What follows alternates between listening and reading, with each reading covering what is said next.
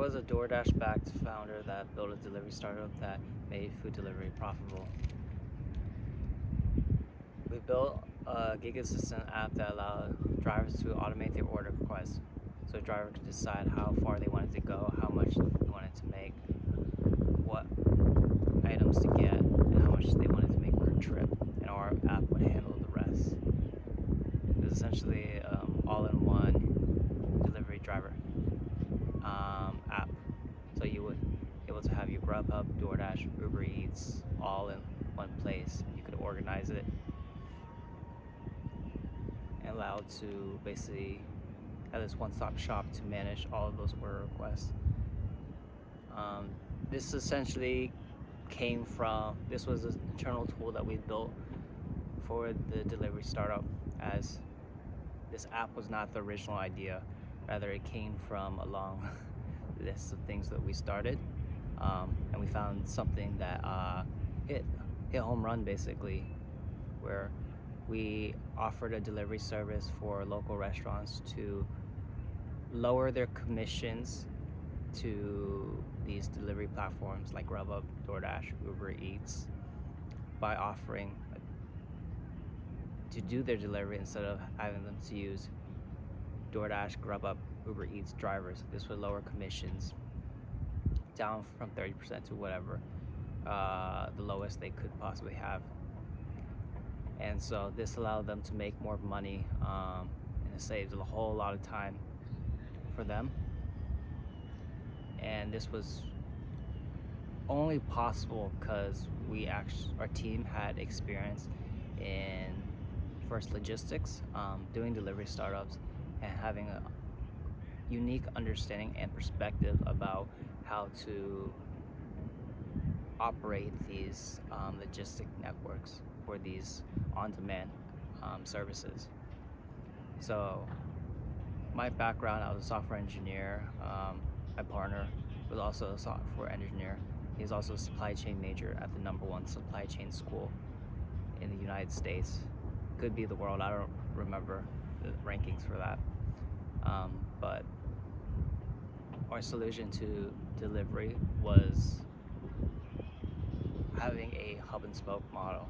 So a hub and spoke is essentially having multiple places delivered to a center point of which you call the hub, and you have that hub organize all your items and then plan routes for a last delivery.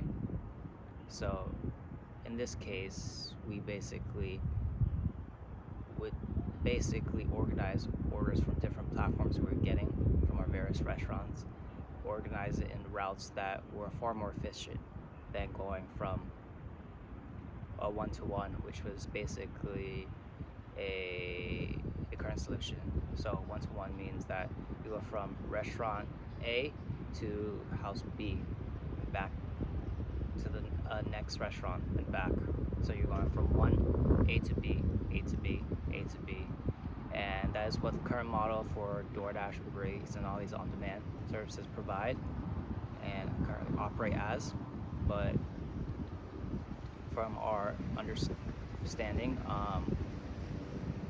that is extremely efficient, and it's been proven to be inefficient because just by the pure inability of these apps to still turn a profit shows you that the model is still not working after over a decade with billions of support. It still have not managed to turn a profit, and because it's the fulfillment of these orders that basically eat up all the costs. And so whatever money you would make from getting someone to order on your platform and then you having to deliver it by offering a certain amount to a certain driver, that just goes out the door, and so unprofitable, or at least with the current model. But basically, we chose this hub and spoke as this is done by traditional logistics companies. So UPS, FedEx, even the biggest logistic companies to come out, really, Amazon still does it. It's very traditional. It's been tried and true for over decades and decades, and yet it still was not being applied into the on-demand space. This last mile this on-demand industry to fulfill these last mile deliveries. It was still not being done. So our plan was to fix that or solve that. But basically how it operate was that we would be operating as the delivery service for our local customers, for local restaurants, so our customers, and they would basically have their systems as self-delivery in their system. So Grubhub, DoorDash, Uber Eats would see as a self-delivery, and so they were lower amount of commissions, and thus the amount of money they would take from a restaurant's order. And for us, we would basically just receive those orders by their system. Originally it was still done through receipts, as these platforms were selling these businesses a receipt of the order, and we basically transcribe this order and fed it into our own system to put in these orders to be able to manage and dispatch drivers. But basically we were able to take all these orders that people were receiving. Originally DoorDash drivers were supposed to fulfill them. Instead we had our drivers fulfill them, and we basically made money simply by charging a standard fee to fulfill these orders. So ours was basically $1.50 the first mile. Oh boy. And my bad. And $1 every other mile, mile or more.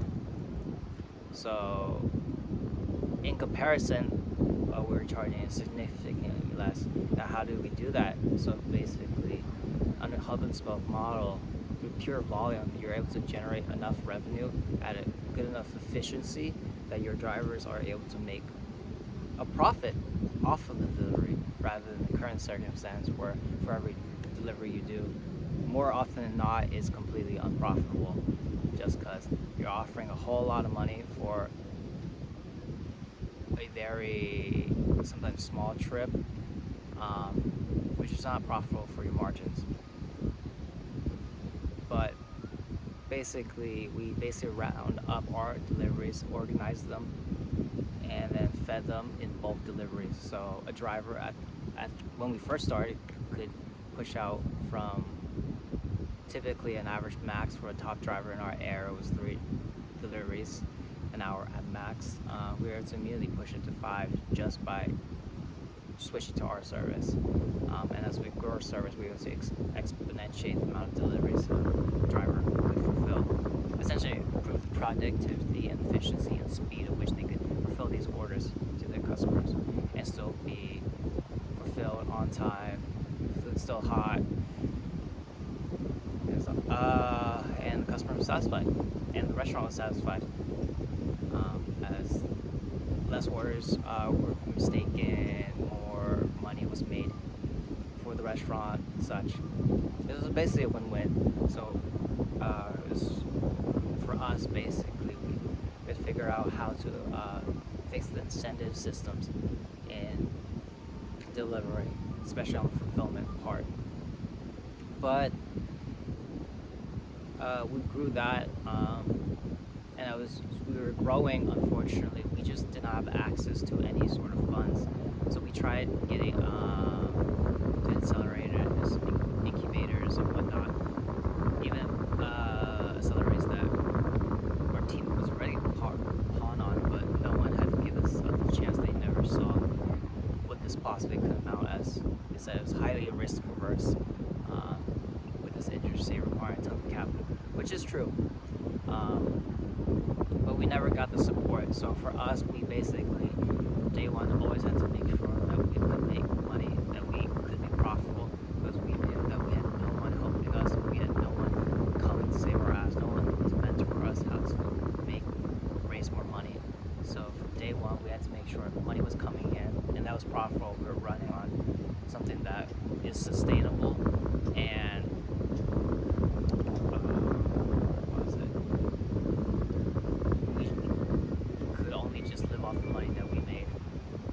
at least the business itself would not lose money by just operating as a business.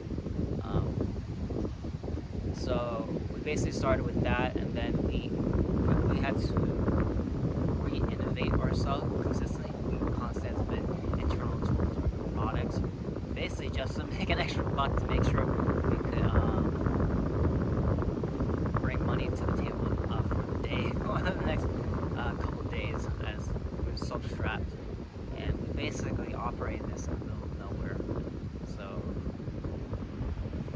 we basically had no option but to re-innovate ourselves and then constantly build more value and more ways to make money in the business, that we could constantly just earn another buck just to survive, as no one's gonna come and save us. But we did that, and from that we were able to build really incredible tools over time. So what initially started as a delivery service that allowed restaurants to make more money by having their own self-delivery service, quickly became an all-in-one last mile ecosystem, where we not only had a delivery service, but then we eventually had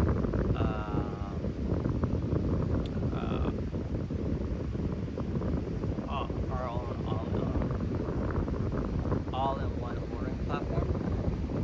So a restaurant would be always using at least 2 to 3 delivery platforms or more, and so their workers would always have to manage through all the different outlets.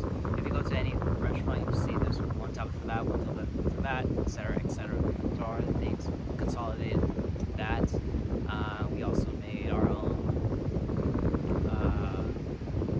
commission-free websites. So they would just pay on a monthly basis. This was cheaper than having to operate on DoorDash, to having our own advertising service, as by the time we got to that point, we saw that we already had so much data of our customers' buying habits, where they live, where they were located at what times they purchased, how much they purchased, the demographics in those areas, demographics of when they purchase, demographics of the expires and whatnot. And we also were living in the town, and we also were constantly tested by our landlords about rentals and whatnot. So we basically eventually also sold advertising for these landlords using our service. It's really funny. It's like you're becoming a mercenary for hire about this free, about finding product market fit. Because if we didn't consistently, we were just gonna go broke and not have money for dinner or whatnot. But we built many internal services, of which the next one that really unlocked our potential would be this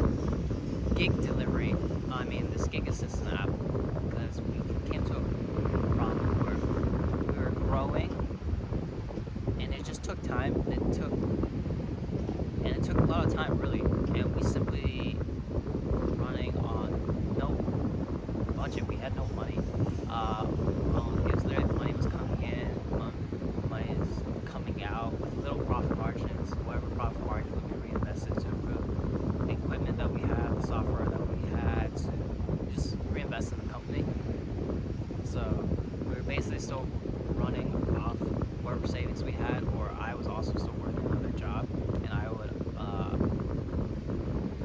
also sometimes do our delivery, just make some money on the side, just so I could pay off my rent and whatnot. But we saw there was we had an issue that we were just going too slow, and that's such a high cost. Because, well, sales were basically nothing as we were still doing sales. We simply didn't have the time to grow. really have so little runway. So we're trying to figure ways to expand it. During the process of constantly reinventing ourselves, we basically stuck into an internal tool that we built, and it was so small at the time. It was even an internal tool at the time. It was just it was a thing we were doing. So basically, a feature that we were doing.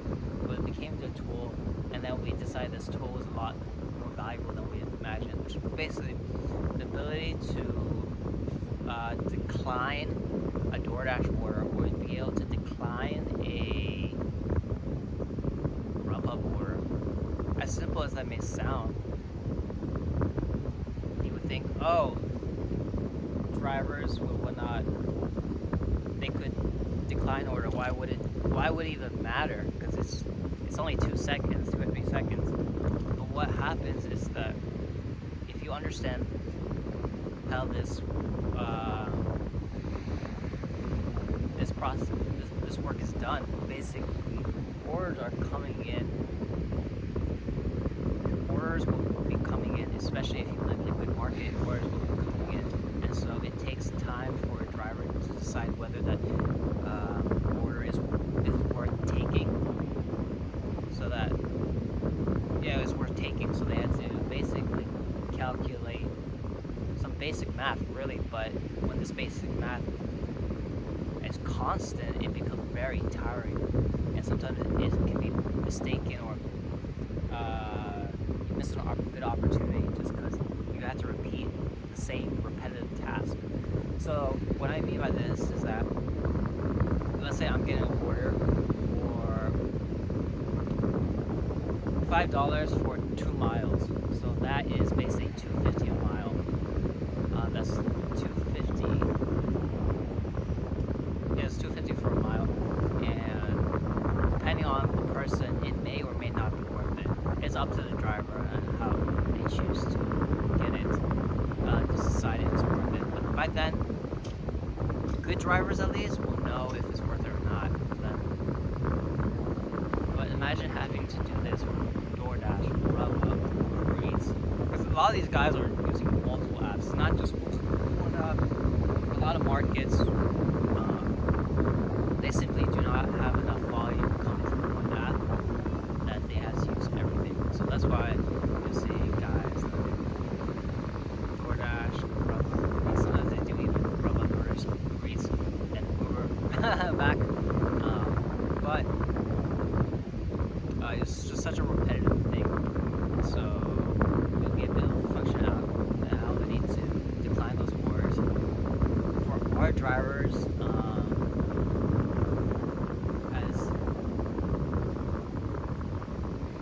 us mainly, it was because it just slowed down the efficiency. So a lot of times we have orders that come in a certain neighborhood at a certain time, and out of nowhere you have this one order for a decent amount that goes on the other side of town, and that completely breaks up the system of efficiency. So just decline those orders. But this thing was a lot more valuable because while we were doing it for ourselves, it was even more better to give other people this feature. So eventually what became of just being able to decline bad offers, low-paying offers, became a more full-fledged all-in-one ecosystem app that allowed you to automate your work. Right? So you could filter by distance, you could filter by value, you can filter by the ratio between mile per dollar per mile, things like that, which are just not built in the systems into a DoorDash app, or it's not built into a Grubhub app, because for them, they want you to do the work for as little pay as possible, because that's their incentive. Of course, if you think about it, these incentives are basically fighting each other, where you essentially have one side, which is the platforms that they want you to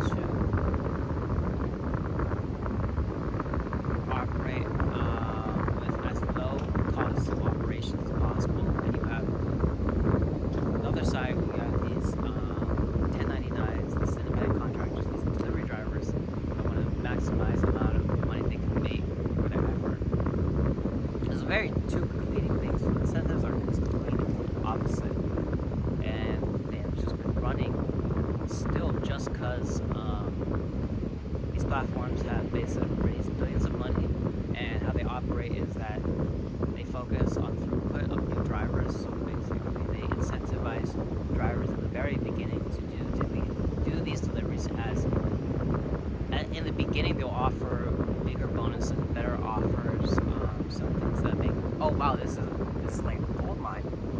But within a month or two, they stop giving you that type of stuff. They stop giving you that treatment. As now they have you locked into the system where now you're doing it more, you like it more, you accept this type of work, but you realize later on that it's not gonna work out in the long term. Right now, at least what was currently happening, where you could just stay on Grubhub or DoorDash and just ride it out and just keep getting orders and then make a living. And you'll be able to live life on your own terms and whatnot. That's not how it works.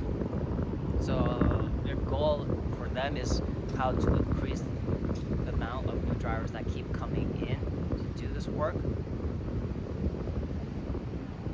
Because, I forgot to mention, so when they do this, they give you a lot of good offers, but once in a while they'll throw like a really shitty one just to see if you'll take it.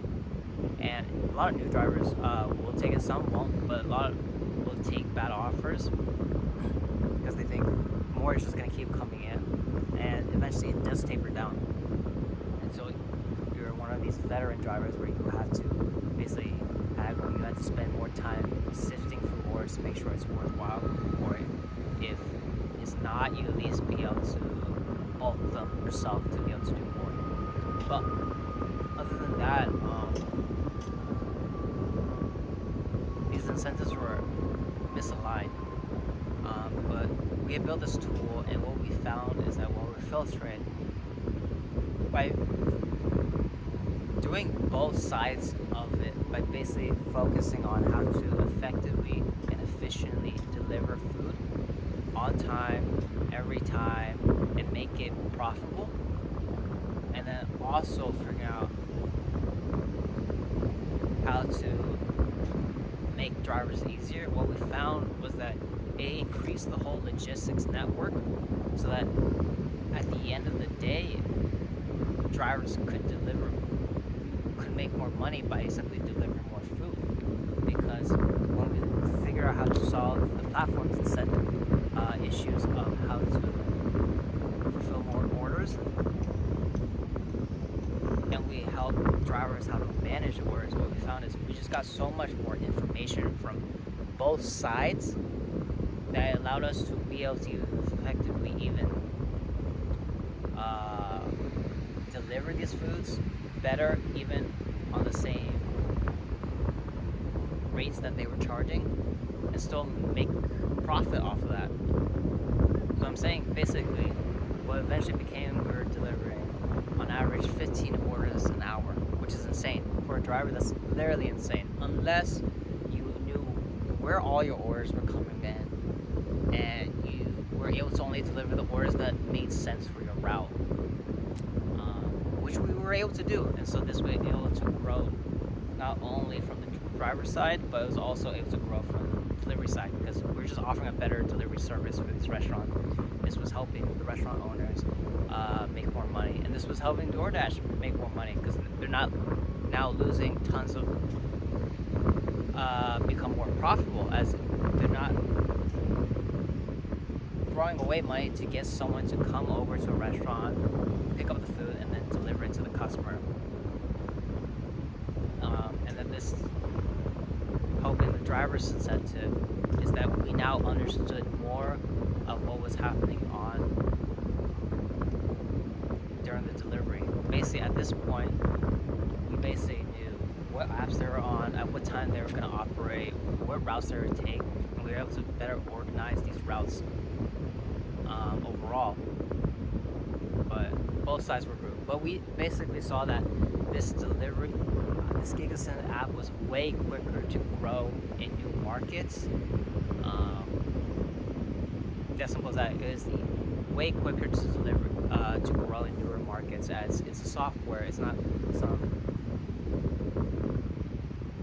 massive delivery service that could change your operation. It's rather just a simple app that you could download and see if it works and whatnot. But it definitely allowed us to get a quicker foothold into markets so that we could launch it independent of location, and we could at least build an audience, know the drivers in the area, so that we could understand how they're doing deliveries, but also what restaurants they're partnered up, which ones are worthwhile to work with, but also we just knew more about